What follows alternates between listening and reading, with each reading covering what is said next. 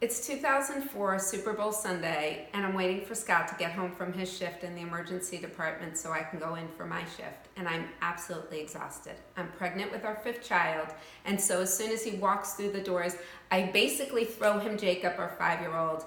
I throw him our 2.5-year-old twins, Emma and Dylan, and our almost 1-year-old Nick, and I say to him, I'm exhausted.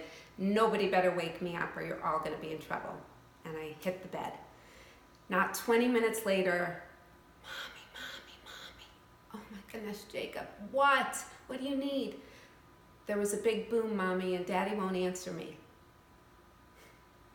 Go out into the living room, and there's Scott with his hand over his face like this, asleep on the sofa. Scott, you've got to be kidding me. I'm exhausted. Please get the kids in bed for the nap.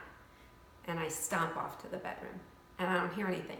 And he should be getting up out of that bed, off that sofa rather, and putting those kids to bed.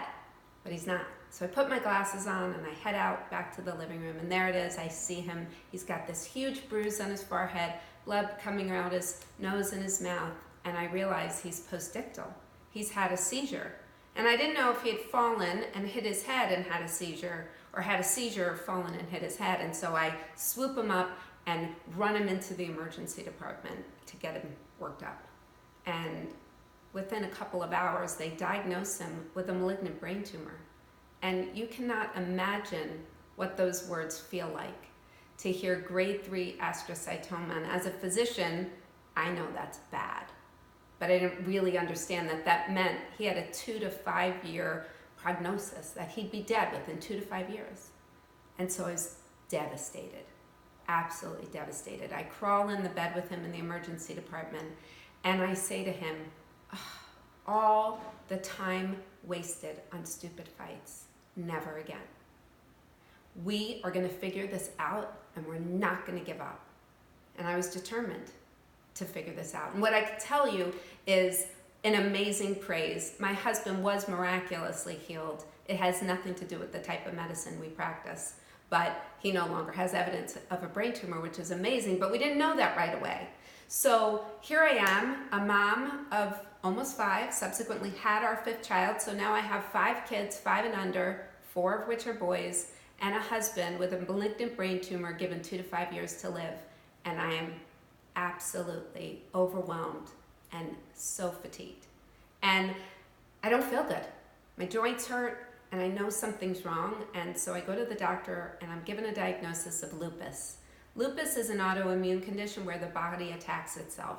It's not known to be reversible in traditional medicine world, and it's typically treated with steroids and immunosuppressive medications, which is what I was recommended, and people typically die earlier as a result of that disease or the treatment from it. So that was devastating. In a relatively short period of time, 4 of our 5 kids started having issues as well. Our oldest was struggling in school, and the school recommended we have him evaluated, which we did. And the first person to evaluate him told us that he was on the spectrum for autism, and they suggested we medicate him so that he would behave in class. Well, that didn't really make sense to Scott and I. We didn't think he was autistic. So we took him somewhere else, and we were told he's got ADHD, and we should medicate him. And you know what? It just also didn't make sense. Like, we don't think, he doesn't always pay attention, but we don't think he's got ADHD. So we waited about a year to take him to a developmental specialist, and in that appointment, we were told that he was psychotic and schizophrenic. I cannot even begin to tell you how incredibly infuriating. As a physician, you can't even make that diagnosis for somebody younger than 18. He wasn't even 8 years old. And as a mom, obviously super worried. Somebody's telling me my child's psychotic. My twins were 2.5 years younger. They were both diagnosed with language learning disabilities and being pulled out of class for speech services. And our 4th, boy, did he ever have ADHD. He couldn't sit at the dinner table, let alone sit through class. And so reluctantly, we decided we've got to do something. We'll put him on medication. And so we did for his ADHD. And within 2 weeks, I found him on his bedroom floor under his blanket, crying, saying nobody loves me anymore, and threatening to jump out of his window. Well, I'd rather have a bouncing kid than no kid at all. So of course we stopped that medication. And then my husband was diagnosed with epilepsy as a result of his brain tumor. So the world crumbled in a 3-year period of time. we were falling apart, and I had no idea why. And my colleagues, my physician friends, all the doctors we went to, their only recommendation was take some medication. But nobody was giving us answers why we were all sick. And so in my frustration, I got on the computer and I started typing in alternative therapies. And I came across the type of medicine we now practice, and it just resonated with me. That makes sense. I don't mind medications if we need medications, but we absolutely need to understand why we're sick. So I pursued that education, and through that education, I developed my own process. And it's the process with which I took my own family. It's an easy one that can be applied to any medical condition. And I can happily tell you, after 5 years of seeing a rheumatologist, I have no evidence of lupus. My oldest, we just sent off to his junior year in college, and nobody would ever say psychotic, schizophrenic, ADHD, or on the spectrum.